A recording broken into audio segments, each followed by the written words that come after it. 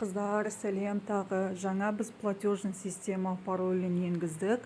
Ендігі бізге Taobao және 16-ге кіретін логин паролімізді тіркейміз.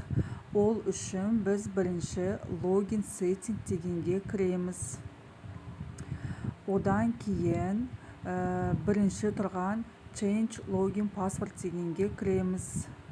Енді біздің телефонымызға қазір код келеді. Сол кодты біз енгізуіміз керек. Қыздар, код келіп, кодты енгізіп болғаннан кейін біз әр қарай 16-ге және Taobao'ға кіретін логин парольді тереміз.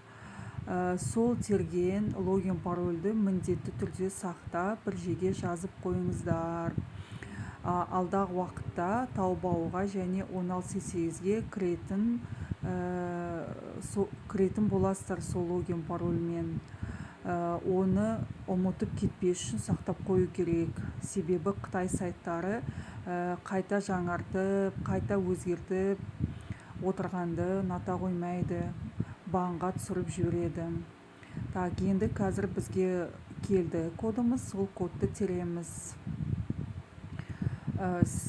Жазамыз 895 354.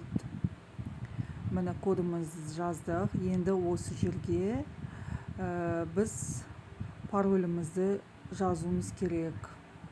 Мен қазір өз паролім жазам, сіздер өз парольдарыңызды жазасыздар. Қыздар, міндетті түрде ұмытып қалмаңыздар, жазып қойыңыздар бір жерге. Save дегенді басамыз. Енді осы жерде міне TB9269 деген бұл біздің логин. 16 және Taobao'ға кіретін логин. Жазып қойыңыз. Одан кейін біз confirm дегенді басып әрі қарай өтеміз.